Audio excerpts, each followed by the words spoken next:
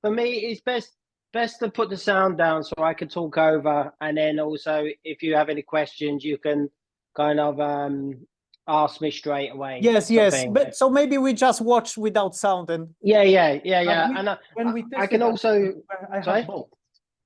You should Yeah. have audio share Audio Yeah. sharing. at his Zoom. Yeah. Okay, where's that? Oops. Do you want me to carry on like this? I can also send you the video later, so you can like watch it again or something if you want. No. Someone's interested. No, it's absolutely okay. We, you know, Okay. the sound we can imagine actually in your. Yeah, most of it. I mean, some performances are just about sound, but most of it's about like the act of doing. So, but there is some sound in there. So I'll start at the beginning and I'll start now. If you have any questions, you can kind of shout out, um, and then I can kind of talk, and then also we can. If you have any questions about any piece, you can just describe the piece to me, and then I can then I can remember it, sort of thing. So I kind of left school at the age of 16 in 87, and when I left school, I couldn't read or write at all. I kind of I managed to go through school without learning because of different ways of doing that. But for me, I think this is kind of quite influenced and been quite strongly in my process of making art. And every day in my life, I think John, quite. excuse me, I just have to tell that it was in London. Yes, you were born. Yeah. In London, on the suburbs of London, in the southeast of London, sort of thing. So I grew up there. So I left school at 16, and I started working in factories and also on building sites. I used to buy a paper every day, but I just used to look at the pictures, and I kind of it was quite funny. So anyway, but so it wasn't until and kind of my experience of school was quite negative, and I had to kind of find other ways of dealing with this frustration of not understanding the words on the pages or communicating. So I was quite good at doing other stuff. So maybe I will explain that the what John means is the severe dyslexia, that he can the text as a pattern and that he cannot understand.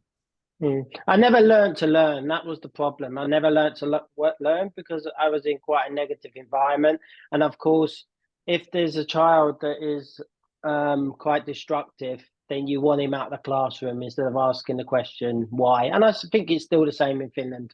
You know, I think it's still the same in most schools, that they kind of tend to kind of have this opinion. But at the age of 19, I started drawing again. And I kind of I was kind of working and not working, and it just kind of started to grow from there. I just started drawing things that were in my head, and then when I wasn't working, I just end up drawing all day. And then eventually I went to kind of this evening course about drawing, and then I can't remember how, but I kind of decided that I was going to do a foundation. So it's before you do a BA, you kind of do a foundation, which is a general art course. And then when I decided that I was going to go there, I thought maybe I should go to an English class and maybe learn to read and write, because maybe that might be quite important for art school. So I kind of learned quite early on that art for me was trying to learn to read and write, and trying to trying to kind of have my trying to improve my weaknesses, sort of thing. And this is when I did a foundation in London, in Camberwell, and then from there I did a BA in sculpture in Norwich, which is on the east side of England. The school I went to was quite traditional, kind of sculpture school, and they kind of mainly focused on mold making, stone, and metal stuff like thing.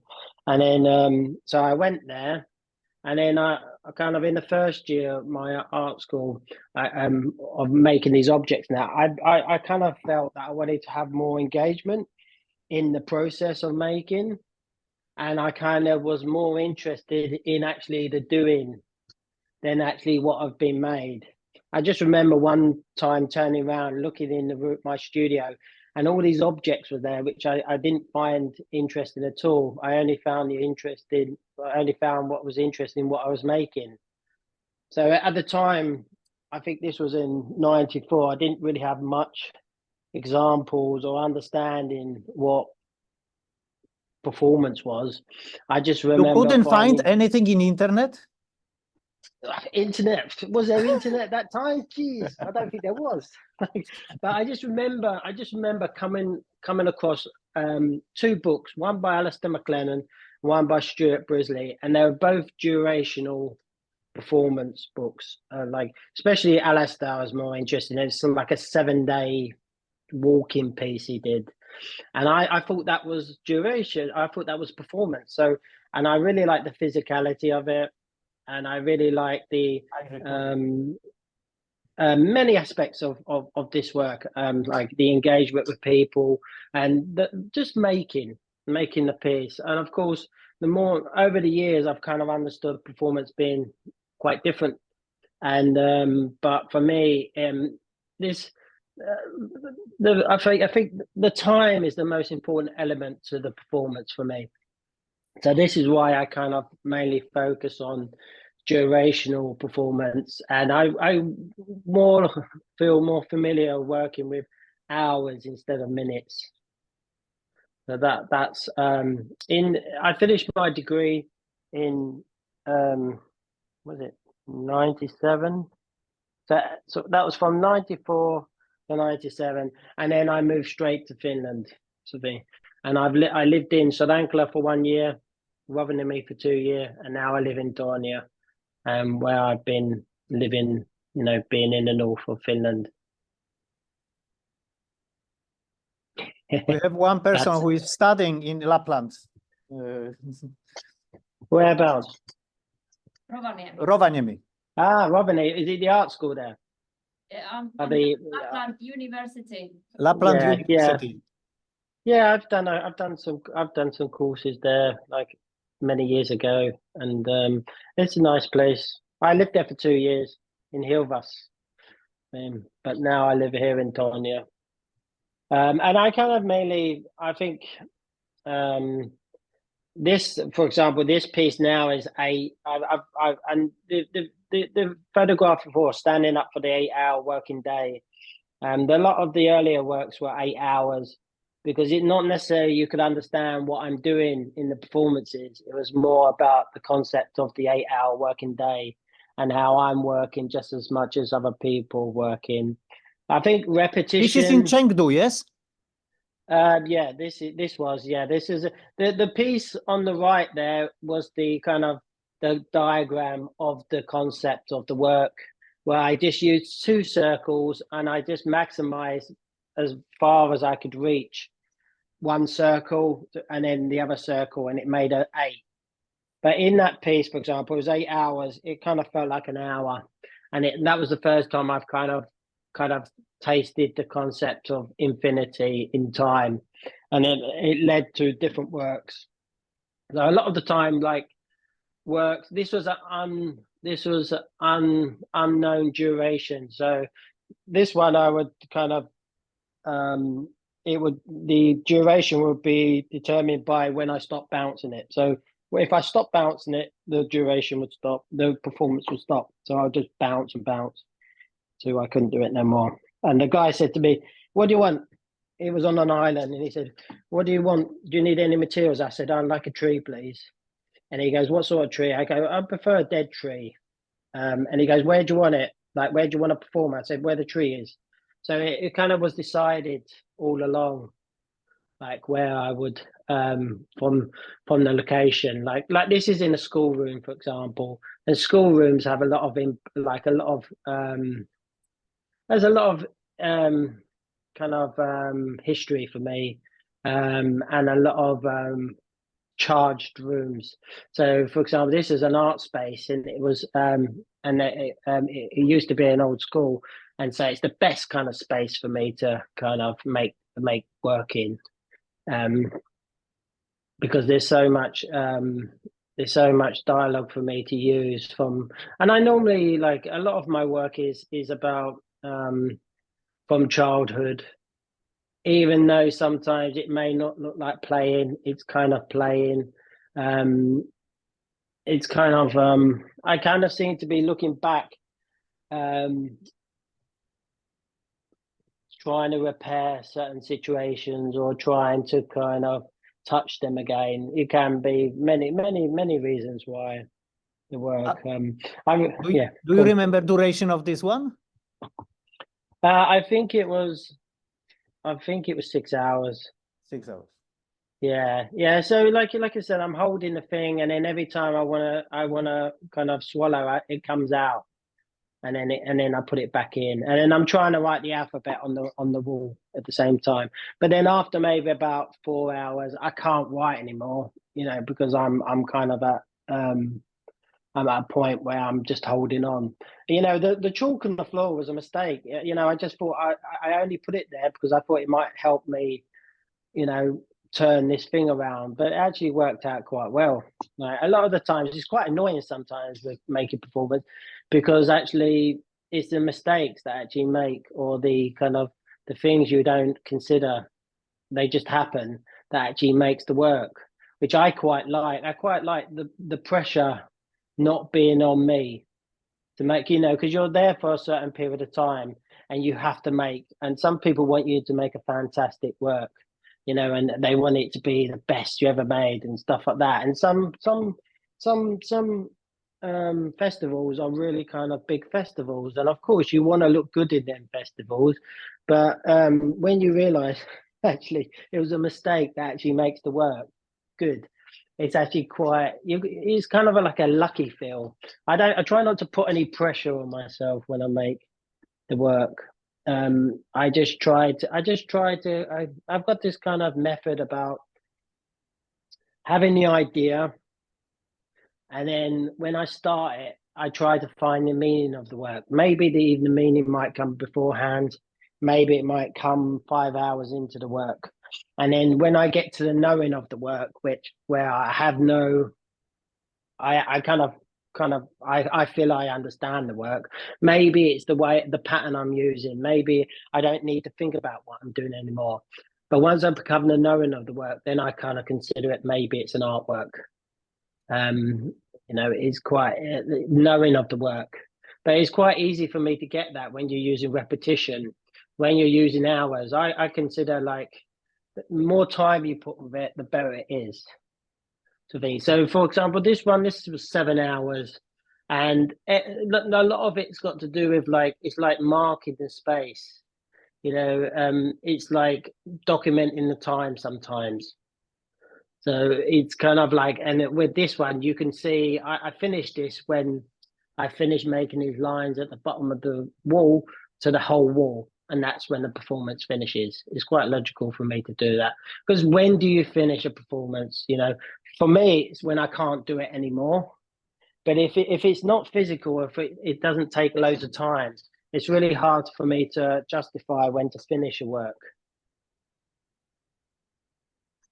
But sometimes you said that it is defined also that it takes duration of the festival, or how the space is open. Yes. Yeah. Of course. I mean, like,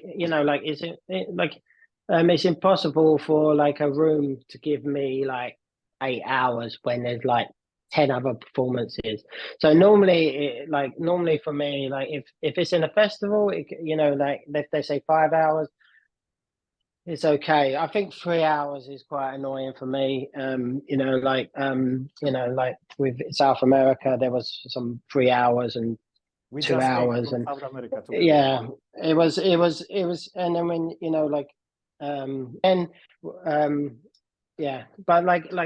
but I would change. If I'm doing, like, for example, this one was like 7 hours, I wouldn't do this for 2 hours. I wouldn't do it. I wouldn't. I would do something much more like much more in a 2 hour scope sort of thing. But it's really nice to be able to chop and change what you want to do. You know, just the concept of doing a, you know, is it repeating? Do you repeat work? We've had conversations with other performers about repetition of work, doing new work. It's never the same work, even if you would try and do the same work. You're always so different. But sometimes, you know, I go through periods when I can repeat. There's too much to do to repeat, The only thing I wouldn't want to do is get stuck into a certain way of working, even though it looks the same. I do the same thing but different. That's what I do. I use the same elements sometimes, but they could be completely different. Like I'm still using sticks here. That with some of the other ones, I'm walking in circles. Sometimes I'm spinning. You know, it's kind of, for me, this spinning business or walking around is just something we do every day. That's all we're doing in life, is just walking around. So it's kind of quite simple. Like this is difference between outdoors spaces and indoor spaces. I mean, I think with an outdoor space, you don't necessarily have you're not predicting the weather, for example. You're not predicting people. So there is also a little bit for me considering what to do outside.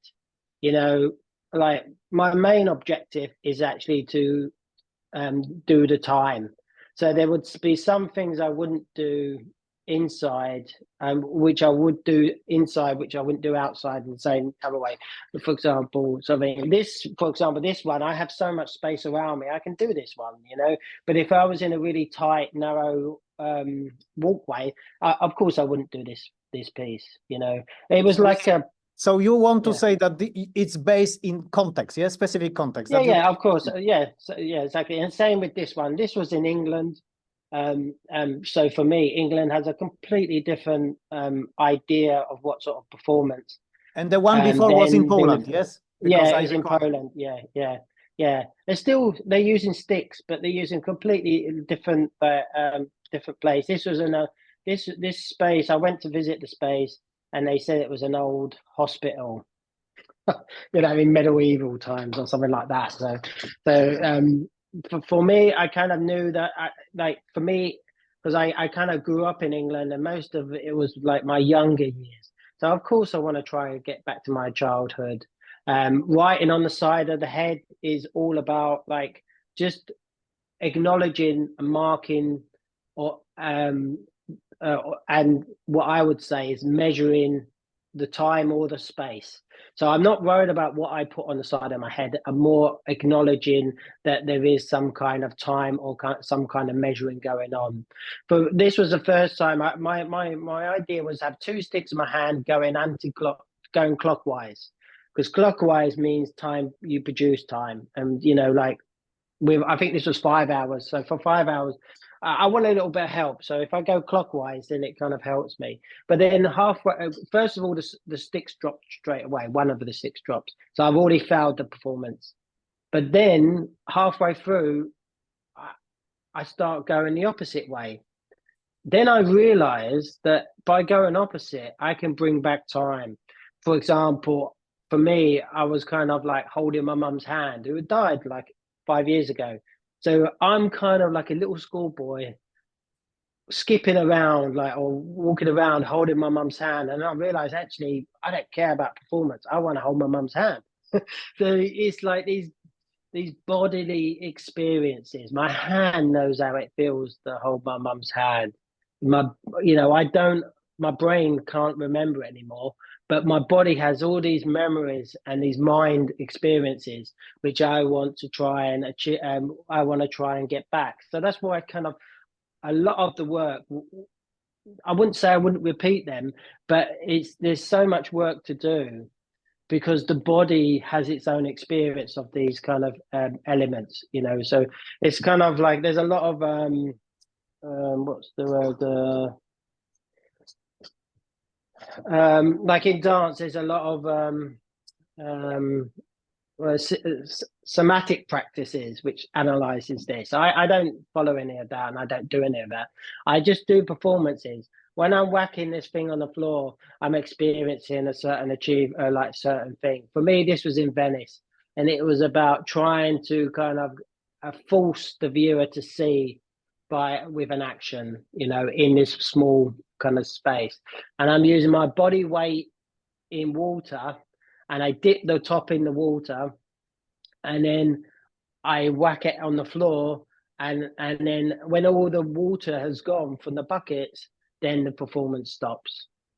So it's kind of So it's kind of there's certain kinds of like points which I kind of follow, or like certain kinds of systems I have, which is this body of work which I've been doing since 1997.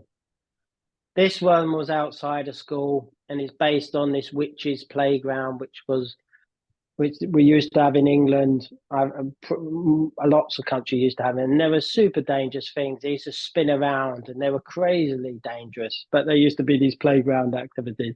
So this was in this school in Montreal, in Canada, and you see the teacher. She's telling them not to go too close. It was kind of. It's really strange situation because it's supposed to be playing, but it's kind of not in a way. And then halfway through, the object breaks, and then unfortunately, the object and the performance told me that was it, and it was such a disappointing ending. But I have to mention here, because for me it's obvious, but maybe for you, that John is constructing these things just before the performance. Always is prepared that he will build it. Sometimes 2 or 3 days, but mostly himself. So I was there. I saw how he built it. It was very well done, actually. I studied sculpture. I know how to build. The only difference between this and my artworks, I don't consider the artworks as not performance anyway. But the only thing is that these are function for an action, where the artworks I'm making at the moment may be function for an exhibition. But like I said, I go back to the beginning. The act of doing is the most important element to all my practice. Yes. I don't distinguish. I mean, I would even say when when you're like whatever you do, it ends up being it doesn't matter. It's still, for me, I think a lot of artists call themselves performance artists in a visual art way, but there's but a lot of performance artists make art, but they're not. They make it very differently than what a visual artist will make performance. Like I said, it's the act of making. Like that's why I kind of stick around in the art world, is because I like making, and performance world as well. I just like doing and making.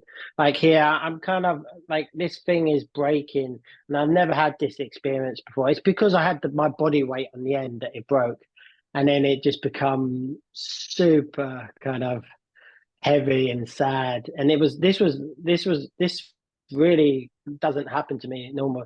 It was really hard to accept it, but accepting it was supposed to be 6 hours, I think, and then it was 3 hours, and then in the end I saw how you build it, but I haven't seen the performance because I left Montreal. But first time I see how long I saw this performance, but never this moment.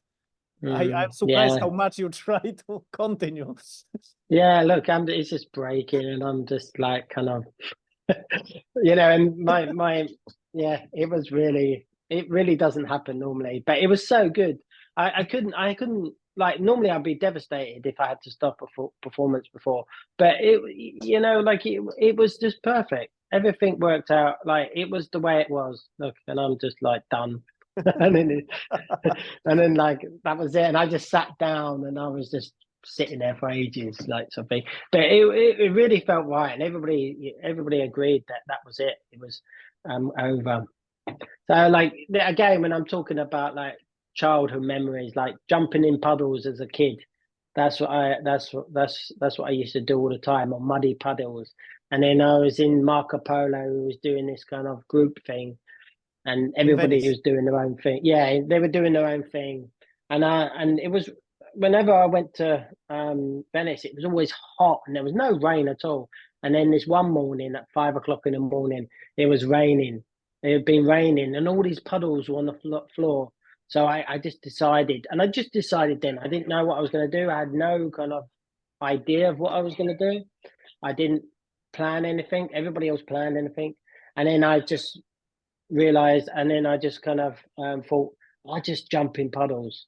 Like there's so many of them, and then I was just doing it the whole time. So there's loads of puddles around, so I was just. It was really nice experience. And then this guy come up to me after, and he said exactly what I kind of was hope like what the thing was as well. Okay, we jump from this one to this one. Okay. Yeah, so like skipping again, childhood things, like just skipping around, smiling. Everybody wants you to smile all the time. So, and this was in Fukushima, like near where they had the like the nuclear problems, the thing, and yeah. So, and this again, sometimes I can't navigate the time.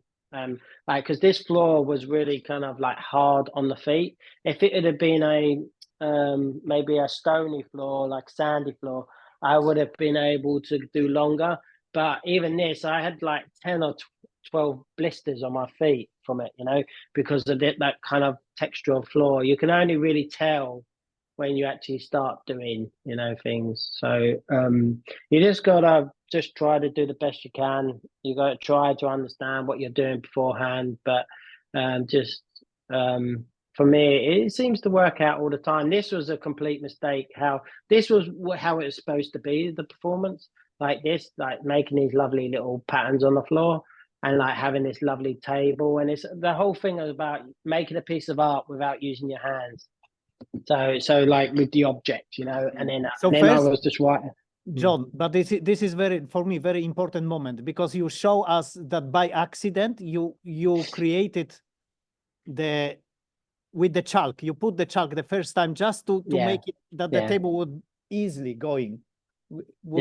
And now you use this idea that actually I'm trying to make but then the table broke. Like you see, it broke. The table broke. Now it's broke.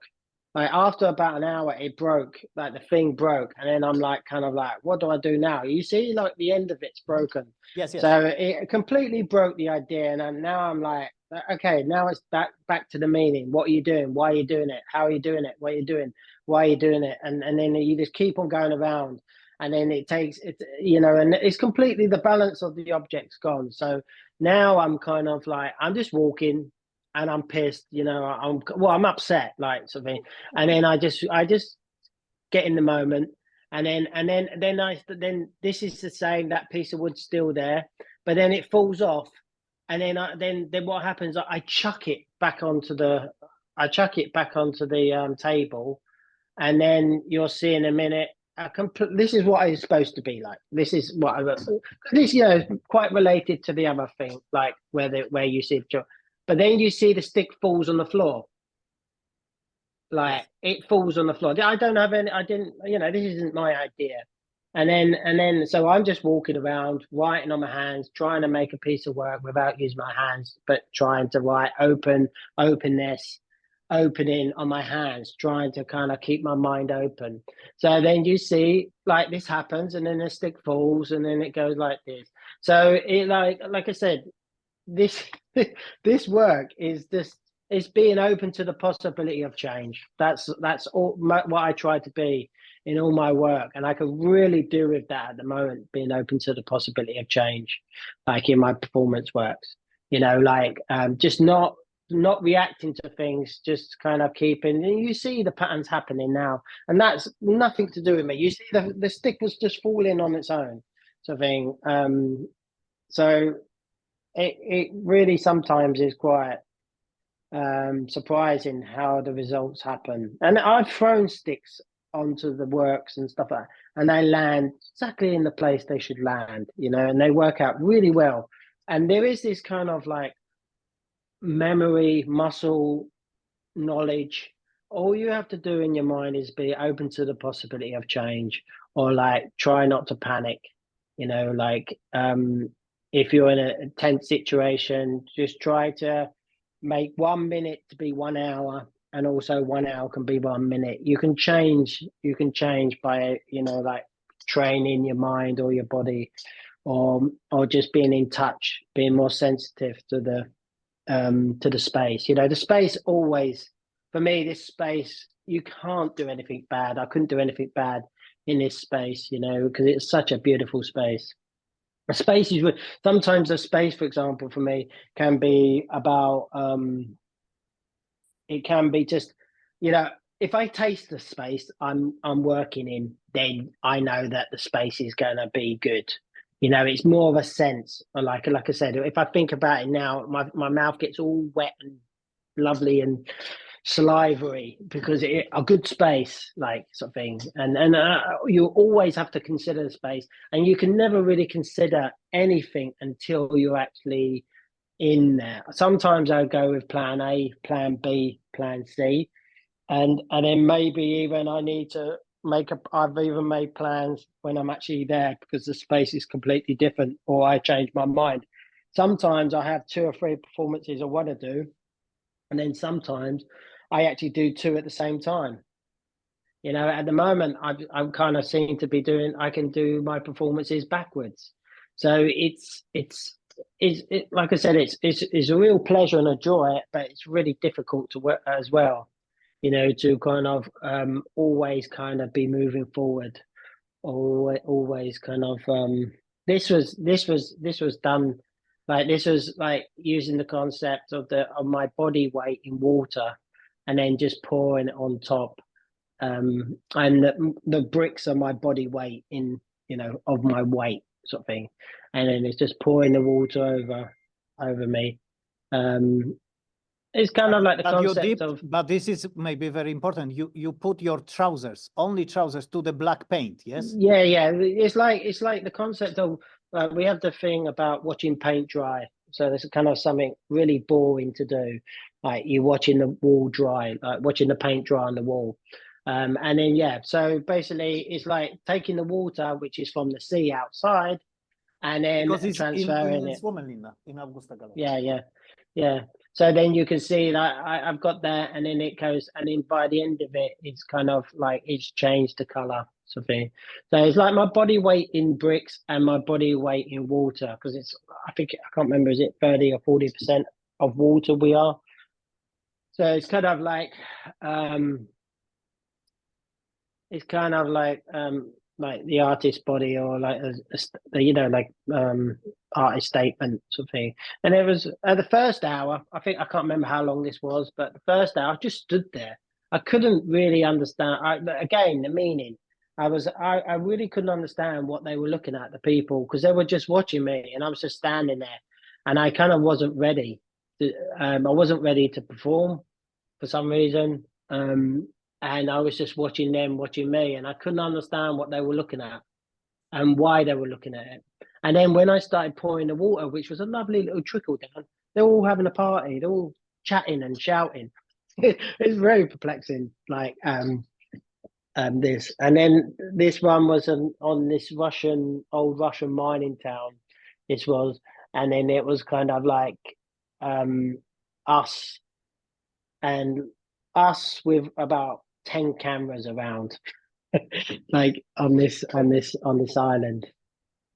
Yeah, and so and then I have this little camera in my hand. I actually kind of like the little camera in my hand, and I see that as more of a documentation for me, because I have me kind of crawling along, struggling, and I kind of so I'm kind of crawling along this kind of. I think it was for pipes. This kind of cover for pipes, right, sort of thing. It's kind of just trying to relate to the landscape, which the landscape was in Norway. So of course, the landscape in Norway is so dramatic and so super amazing. And how can anybody connect with that? You cannot get anything from that. You can't touch it. That's what I'm saying. So I was just crawling around, you know, like I do, you know. I just try to crawl on the ground, because the ground is much clearer. Whereas you understand where the ground is. in the art world. So, and yeah, so, and this was the second part of it with this lovely background. This was in the actual town, a different place, and then I'm just trying to spinning this. I don't know, this object. I just took some materials from there, and I just kind of tried to spin around. But the ground was so slippery that it made me feel so much disorientated than what I would normally feel. And I'm trying to connect with the landscape, and I know it's impossible to do it because the landscape is so massive and so big and so beautiful. It was very I don't know. I mean, it was pretty. I was going through like some sad performances. Everything I did was sad, and this landscape didn't help. It's Right, nice, so yeah, nice that you have this nice reflection now on documentation. yeah. But you see, I can't. You know, I wanted to spin around for ages, like I've done before. This was made for camera, so this guy asked me to do this 1 minute performance for video. So kind of this was. I think it was in lockdown. Has lovely sound, but I will show you because I have this 1 minute. Yeah, I can will show you. Yeah, but this is very good example of performance for camera. When the camera is this, it is inside of the performance. The camera is inside of the performance. So it's well, the camera is the viewer. The camera is the viewer. Yeah, or viewer, the action, but being also manipulated inside of the performance. It's kind of my viewer. The action. It's like it's kind of like I've made many like videos using the action as the viewpoint sort of thing. So I mean, I did this is a longer piece. This is I've done 100 different places turning the thing, and it's a kind of like turned into an artwork sort of thing. But this is like pushing. This is in the Venice Biennale when I first went there, and it's just basically using the word art and just trying to kind of just trying to express my way, what I think about art in this big environment of art. I mean, and then it was very nice the way it ended because all the mud kind of stuck to the plaster, and I have very nice objects. They're very nice objects now. Well, like I said, the time improves everything. You see, they're just walking past. They don't really care. It's quite nice to do, like just doing your own little thing. And it's very simple. Some of the ideas, like I said, this is just pushing art along with your nose or without using your hands. You know, like trying to kind of also like about verbalizing the work as well, like verbalizing the word. Art's really simple.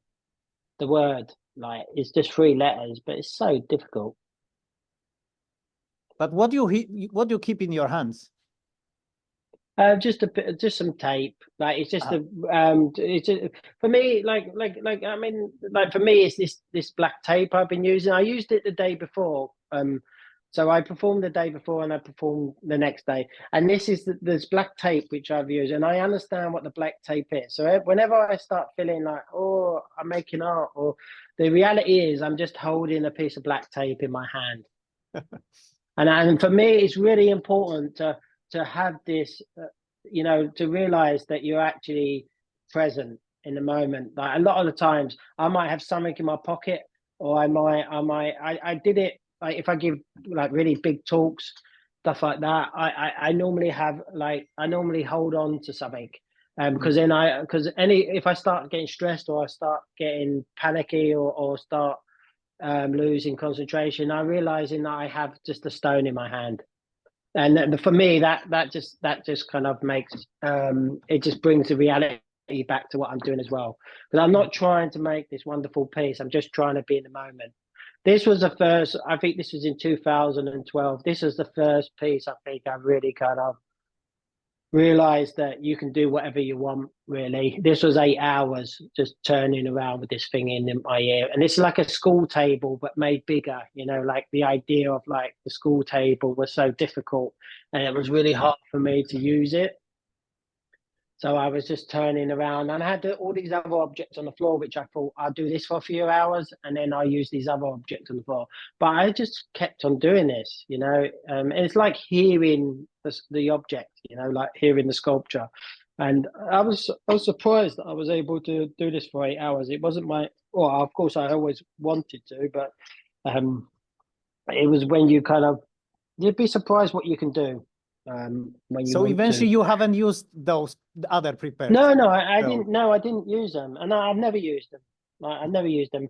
I had the dictionary on the floor, and then this black top, and then I can't remember what the other thing is. Maybe it's another dictionary, but I don't know what I was going to do with them. But I had them there just for, and I don't do that now. I would never nowadays. I would just do the object, you know, and if I could do it or not, then it's okay.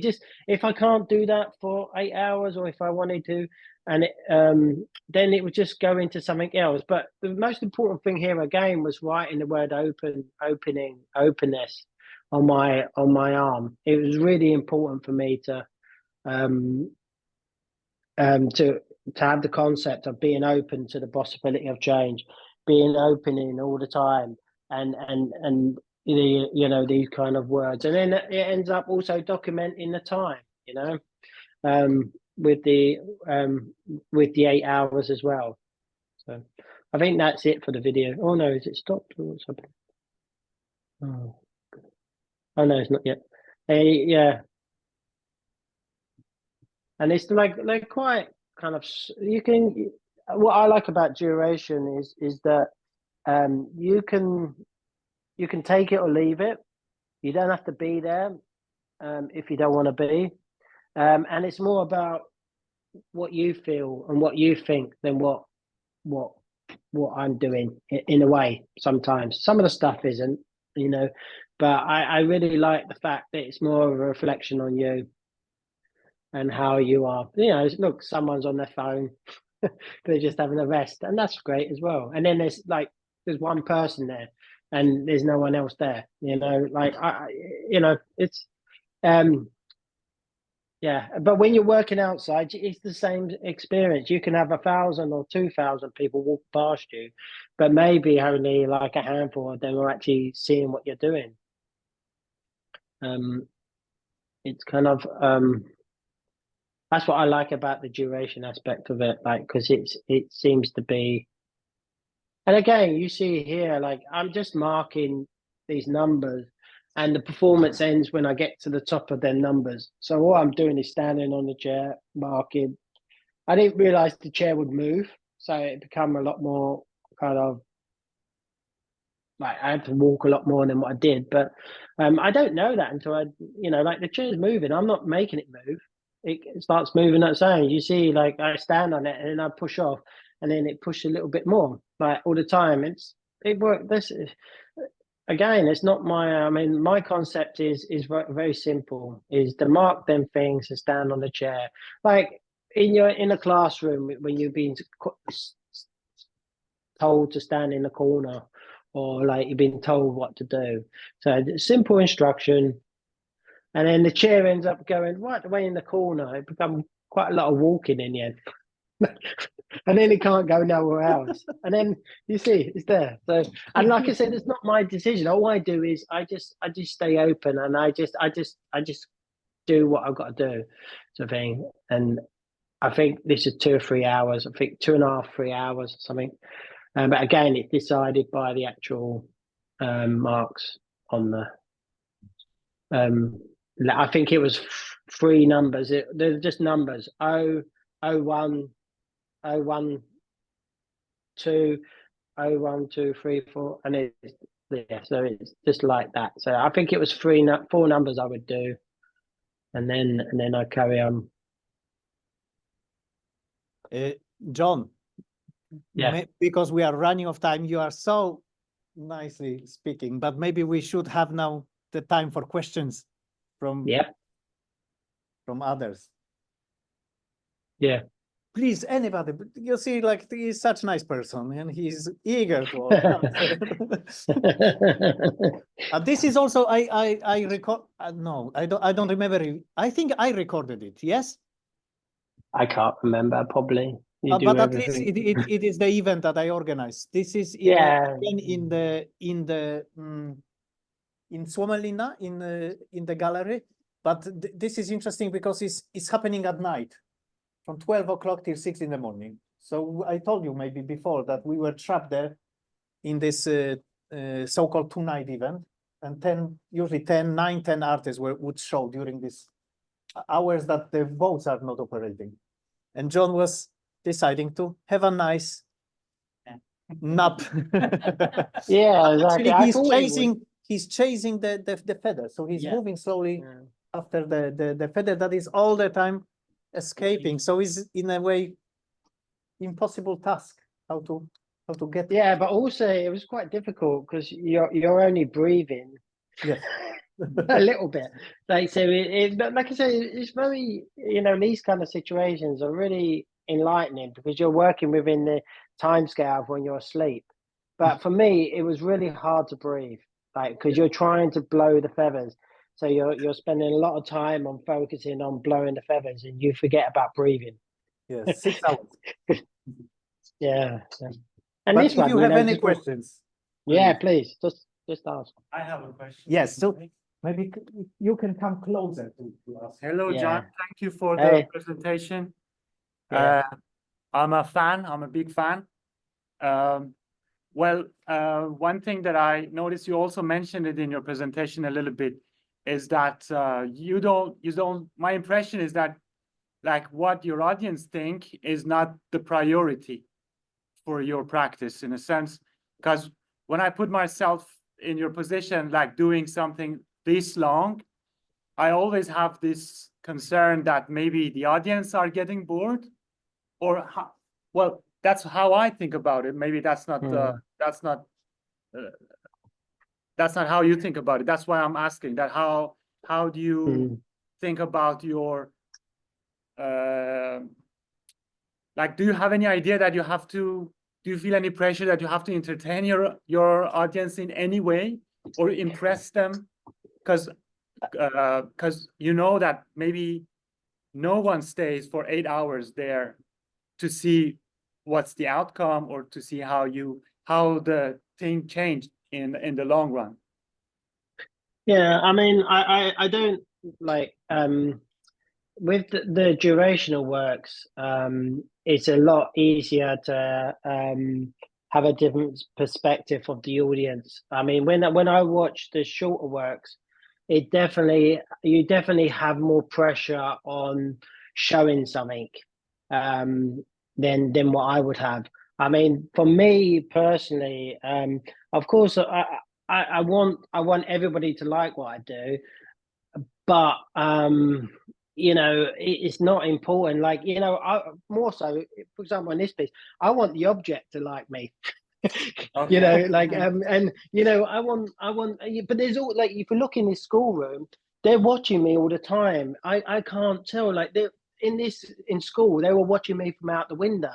It's not my priority. It's not my priority, the audience, right? No, because it's just too much. Like, 'cause then I start being manipulated by what I do, by the audience. Like, the location for me is enough, and like what I'm doing, the action on the neck is quite. I don't really like to talk about, and I definitely wouldn't want to talk about it with the school children. But it's also like this continuous, like this moving. They can see it as, yeah. I don't worry about the audience at all. I don't.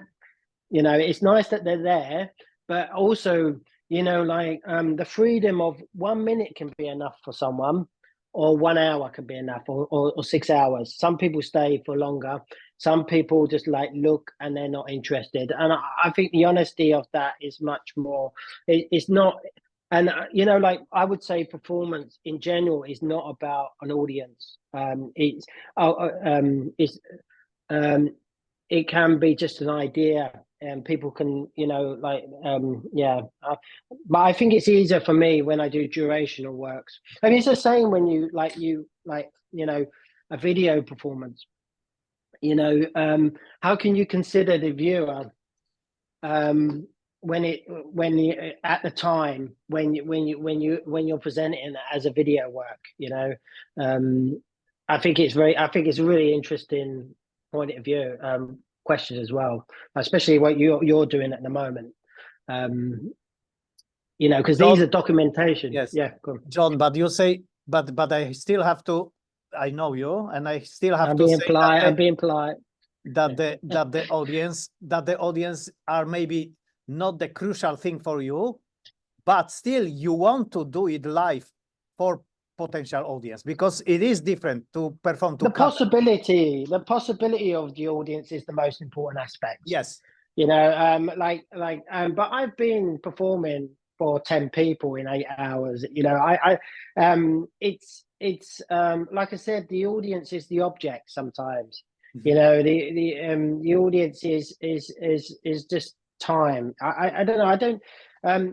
But the possibility of the audience, why wouldn't we not do it? I would just go out in the forest and do it on my own. The camera can be the audience. Like just the idea of that, like that's motivation enough. But it's definitely not a. It's a. I don't think it's. I don't care when I'm doing it. I don't care for an audience at all. Maybe sometimes they get in the way, when the bigger one with the thing, I was in this children's festival in this park, the one with the numbers there, and I was pushing this thing around and these people were just walking in my way. I had to stop all the time. They were super annoying. I actually didn't want the audience to be there. So, but that's the whole point. Sometimes it can be really irritating. They're just in the way. Sometimes they actually can be saying nice things to you or witnessing something magical from their own point of view. But the audience, they always surprise me, the audience, but they always see it so differently, like, and then what I would see or what other people see or like what I see. So but still you choose to perform in places that there might be potential audience, like like a festival. Like festivals, but not only. Yeah, but like festival outside, there's always a possibility of it. And of course, I always want people to see it, but I'm not sure how I feel about it. But audience, is that the right word? Witnesses or just animals? I don't know. Like, I suppose I'm trying to express and relate, my creativity to them. Maybe. Any more questions? Do you have? Come here closer, or maybe. Or maybe let's say, do you hear it? Do you hear the audience when they? Me? No, maybe. Yeah, cool. Come closer. Thank you. So do you have some kind of like I just forget what I was asking. This kind of message for the audience, or are you like playing with yourself your own like agenda, or do you have, what is your message to your audience? That's my question. Yeah, I mean, of course, it always changes. At the moment, it seems to be about.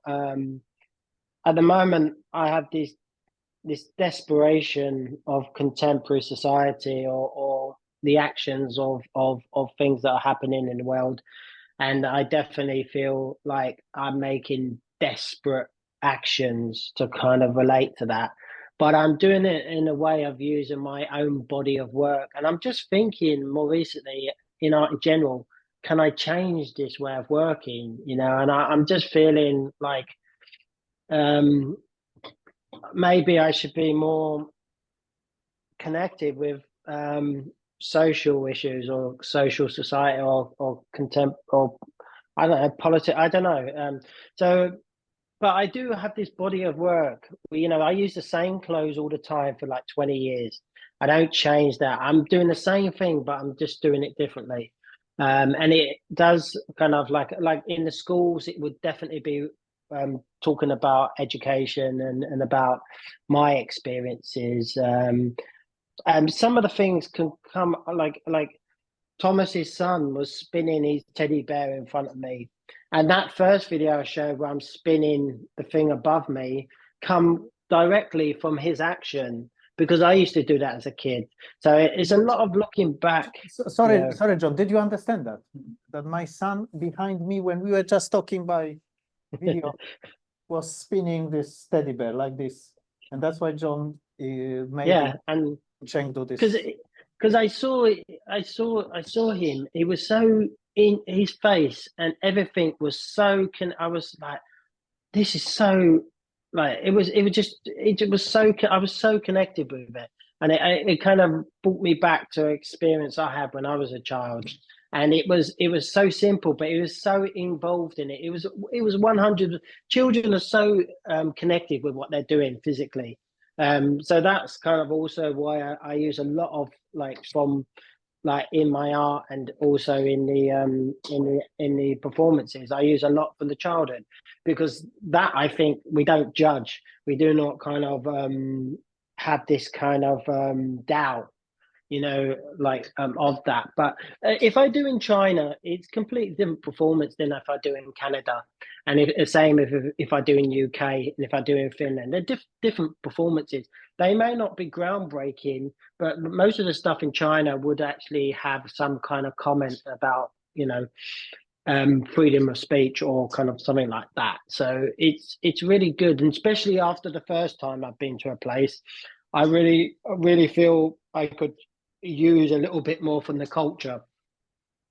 But I kind of do it my way. So even though it might not come across as very political or something like that, it would, you know, I would still, it would be a motivation.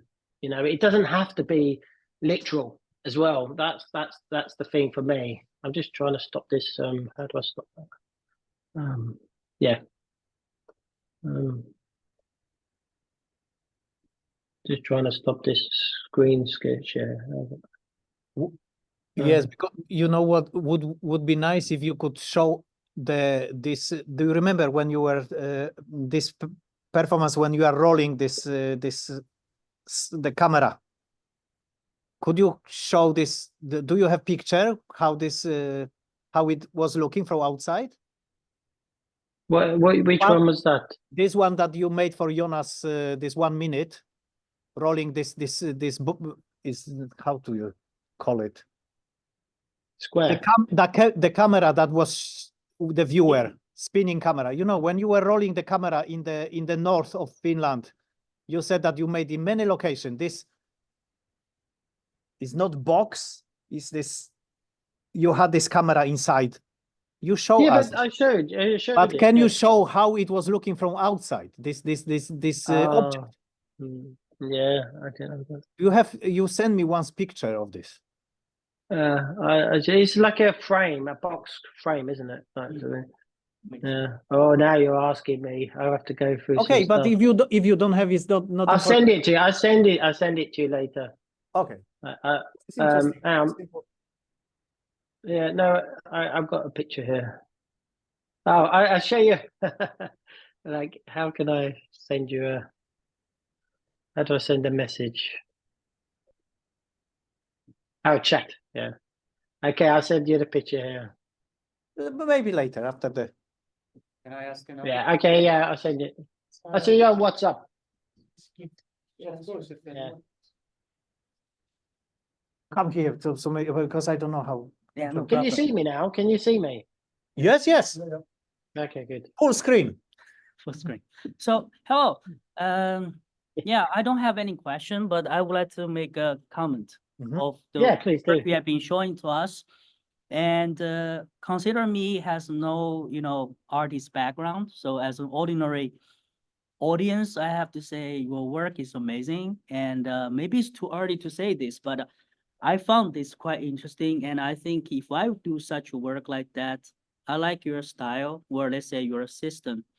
And I have found something really connect to me. For instance, that the work you're showing that, play around with sticks, that, let you to remember the touch of hand, holding the hand of your mom, is that correct? Mhm. And Yep. also, thinking about your, background being not understandable, that's why you start doing this, and you do Yeah, not care that exactly. much. And all those things, for me, what I can say is that I feel a strong connection. And there are a lot of work that I can, dive into that scenario and start to think from your perspective. And why are you doing this? What kind of message you want to delivering? And not to mention about another one I pretty like is that, you play with the water pit. That is so, I don't know, I just feel so connected to it. It's really touching. And from the person who doesn't know art that much, or at least theoretically, I have found your, work is great, and I really like it. That's the comment I would like to give. Mm. Yeah, and Thank you. But it comes from a practitioner point of view. It's not.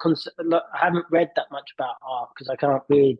So everything's come from like as a practitioner, like by practicing art, like making art.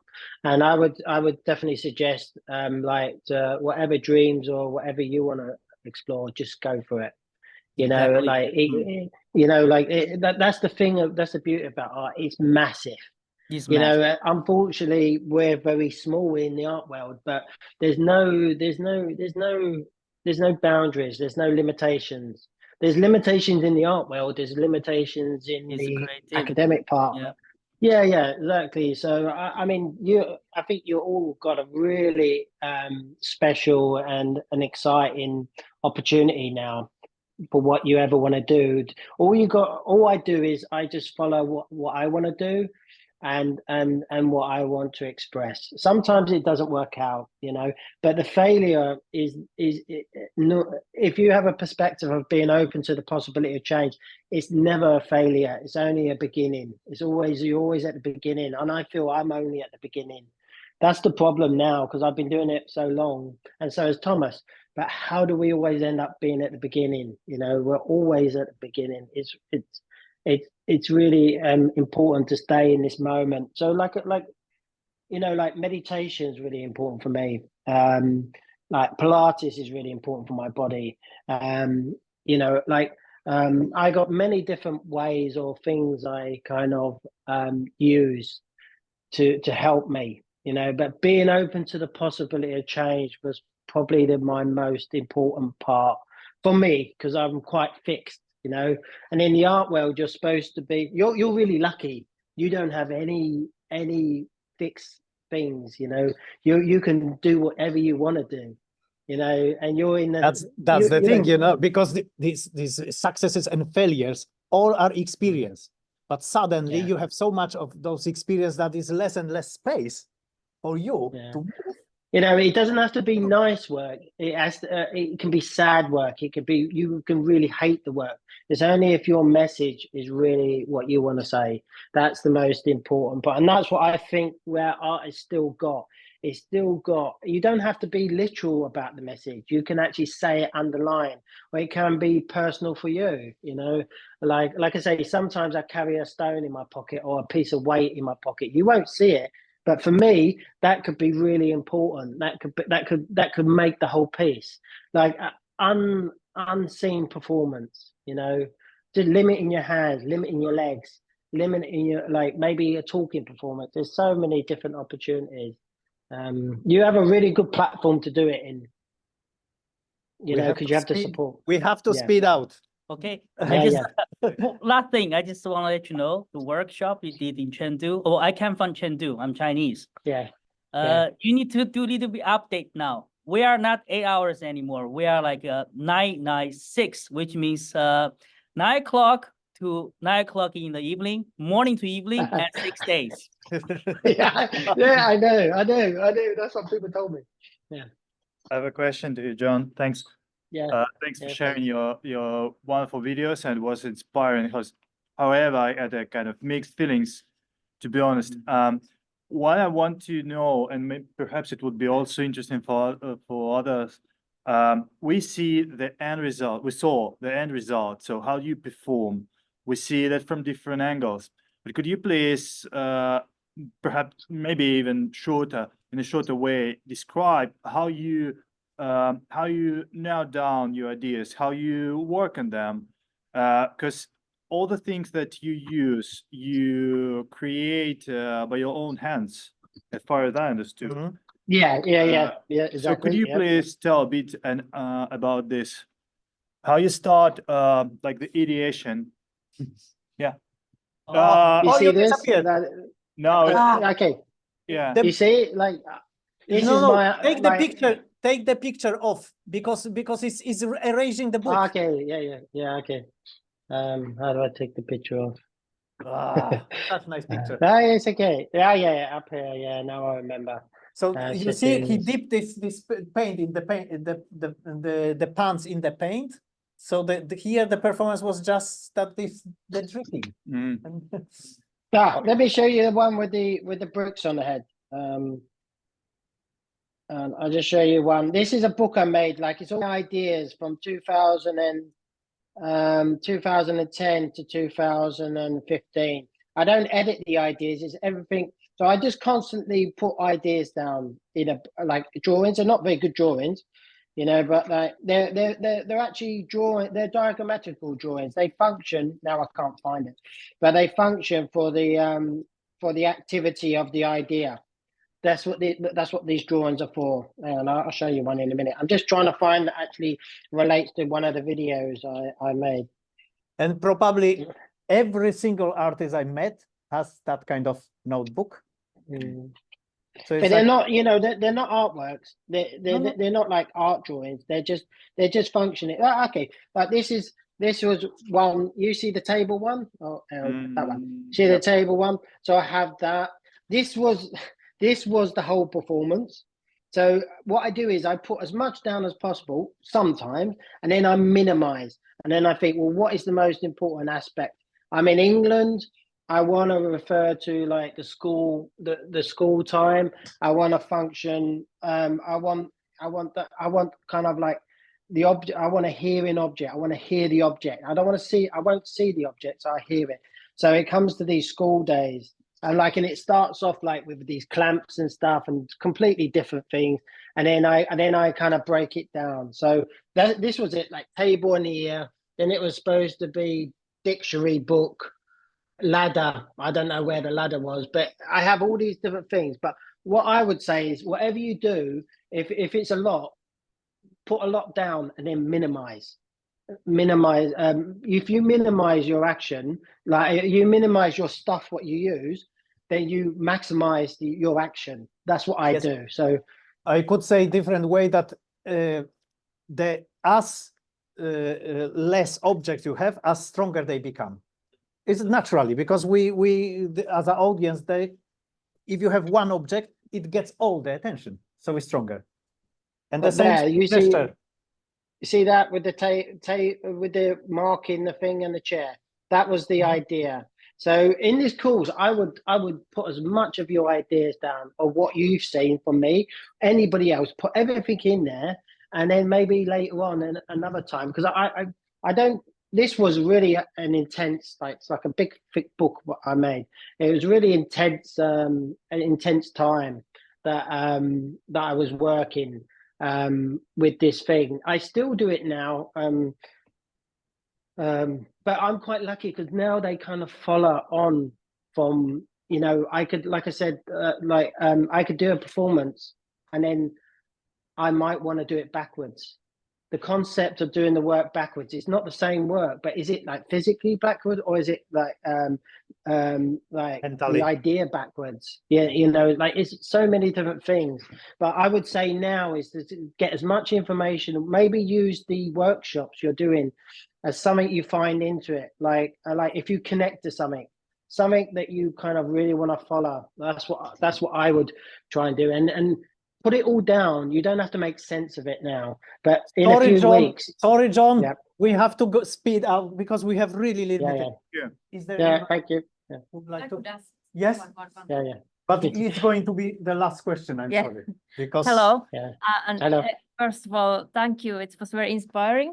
Thank you. I want to know, what about after your performance, example, after 8 hours? What about after that? Your thoughts, feelings, it's physical. I just love it, that physicality. It was amazing. Yeah. I mean, that's basically the after you perform is it doesn't finish. I'm waiting for I get on the plane. I'm waiting for I can start contemplating or start to you know, your body just can't do anymore, but your brain's carrying on. Like if you perform 2 days in a row, or I performed in Chiasma for 6 days, I'm just sitting in my hotel room, just watching something which I'm not interested in. I'm just absorbing everything. So what I with that situation, I'm only interested in the contemplation, or understanding what I'm doing. The understanding or the experience of what you've done will not come after the 8 hours. At that time, I just want to forget about it. I just want to try and have some fun and try and rehydrate, you know, because there's so many things I could say about rehydration. I dehydrate myself so I don't need to go to the toilet, you know, and then I drink through the performance, but it's part of the performance, you know. So it's why I do it. That bit is why I do it, is to actually get the contemplation and understanding. And it's only by the physicality and the actual work that I can make another piece of work. So it's really but I would say, John, this is general actually, that we have so-called post-performance syndrome. You don't after the performance you are very vulnerable. It's short or long. Yeah. I mean, I would say Thomas is more vulnerable. I've seen him like the last couple of performances he's done. I go up to him and I say hello, and he just, I can't talk to you now. He has to take that 1 or 2 minutes. Where me, I don't need to take that. I just ignore everything about the performance. I don't talk about the performance. I'm only interested in understanding what I want to get from the performance. But it can be days after. It's good. You know, like, you know, when you're on the plane, you're like writing all these notes and getting understanding. Some things are not, sometimes it's not there, you know, but you just know you've done it when you do physicality of it. It's much easier for me. I don't have to justify the action or the content. I just know that I've just done a day's work, or I've done, it's just been hard, you know, sometimes. And if it fails, it fails, you know. Like, there's only one thing I don't accept, is that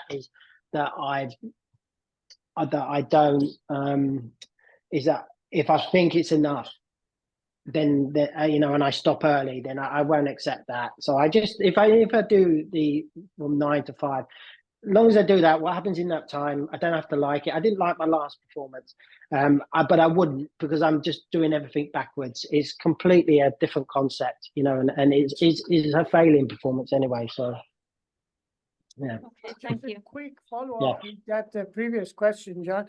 Yeah. That I think, you are not really in your performances emphasizing on the boundaries of your body and how it can.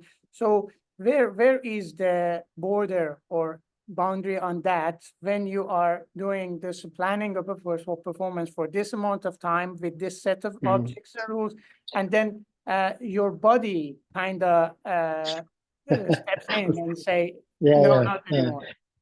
Yeah, exactly. I mean, I want it big. I want it to be best. I want it to be 20 hours, you know. I want it to be everything it wants to be in the drawing.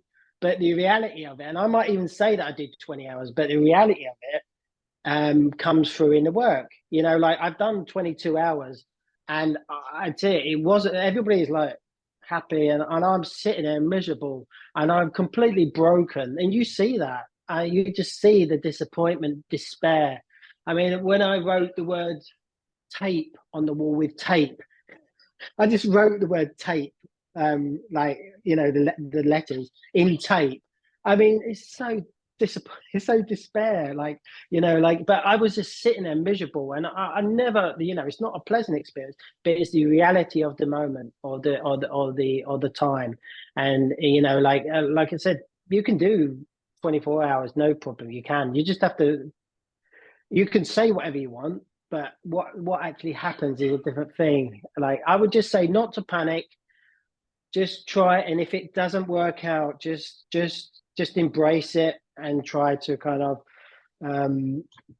it will always be what it is. That's the reality of it. Even if it's good or bad, it doesn't make a difference. It is actually what it is, and as long as you're open to that possibility, then it will happen. Like good or bad, it doesn't make a difference for me. Thank you. Thank you. You're welcome. Yes. Now the surprise moment. We will make a short break that you can go to toilet or drink something, and after 10 minutes, John will give you the exercise instruction. Yeah, and I do this all the time, this exercise. Yes, after 10 minutes, John, stay. Yeah. You can have also coffee. Maybe you have to go. I will. I'll go and have a coffee. The tea in his case. Yeah. I'll come back in a minute. Okay. You give us instruction, and then I tell you goodbye. Yeah, or do you want to? Yeah. No. We say goodbye, but move the chairs away. Put them in one place. So you've got an empty space, empty mind. Maybe we can put one up. Yeah, let's put.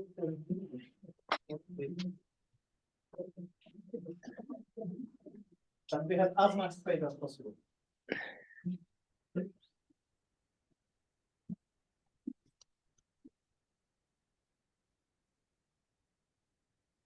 If you can, all start on one side of the room. Start on maybe this. Start on one side of the room and face the wall. Like face the wall there. Turn around though. Turn around. Look at the other wall. Yes. Yeah, look around. Yeah, there. That's it. Turn around that side. I explain. You can visualize this. You don't have to follow this visualization, but the minimizing the body to do this exercise is the most important thing. So I explain the water comes to chest height, and I want you to walk in the water without making any ripples in the water, not allowing the water to move. So for me, like I say, I do this all the time. I did it yesterday. It's just a really good way of emptying the mind and minimizing and bringing yourself into the space. So you walk, like I normally bend my legs a little bit here, and I just walk. And at the beginning, try to go as slow as possible. I could probably walk where you are now. I would advise that you take the shoes off if you can. Yeah, of course, yeah. I think it's the floor maybe is not the cleanest, but it's clean enough, I guess. No, but it's nice. It's nice. Anything that will get your body to engage in the environment or the space you're in is better. So without shoes is a really good thing. It changes your feet understanding of the space as well. So like, if you want to project your mind onto your feet and you walk with your mind in your feet, that's fine. But that's not, I don't expect that to happen now. So you just change the way you walk and try not to use your arms. Try not to do anything because that makes ripples. Try not to wobble. That makes ripples in the water. So try to minimize the arms and the legs, like meaning even your feet. Try to use, like, try not to use this. Try to use the soles of your feet. Just slide your feet along the ground. So, and then you go to the other side of the wall. With practice, you can take an hour to do that, but of course, I don't expect like you to get that. But try to kind of go as slow as you can. When you get to the other side of the wall, turn around and start coming back. If you meet anybody or if someone comes in your way, you're allowed to change direction. So like if you're coming towards someone, you can just change direction and then go away from each other. For me, I really like when you meet people, because people got really different energy, and I kind of take the energy. This is another thing. When you talk about audience, I don't see him as audience. I see him as energy. Someone can come in a space and give me loads of energy. So I want people to come and see me. I want to have energy around me, because it's really hard to just work on your own energy. Sometimes the space can be the energy. So again, I say it again, the water comes to chest height. I would like you to walk without making any ripples in the space. So just try to have your hands at the sides. Try not to do any scratching or anything like that. It's not important to do that. That makes ripples as well. So just try to keep like that. And I change my position a little bit by bending my legs, and I slowly just walk along. When you're looking, try to find a spot on the wall or a line on the wall, and just try to focus on that, and try to look here. Try not to look at something. Try to look here. When you're open like that, then you're kind of, your mind and your kind of everything becomes open, sort of thing. So when you turn around, and when you meet both, and then just when you come up against an object, change direction. Or when you come to the end, just turn around and then go back again. Is that clear? Anybody have any questions? Is it clear? Do you understand? Yep. And we go for half an hour. Just don't cling on to anything. Just allow your mind to be open. Any kind of irritations, or like, this is not good, I'm tired. Just try not to cling on to them. Just don't hold on to anything in your mind. Like, we try to minimize to maximize, like, and like try to let your mind be in the space, like open, like try not to hold on to anything. Okay. Thank you, John, for everything. Thank you so much. Ciao, ciao. Good luck. Enjoy.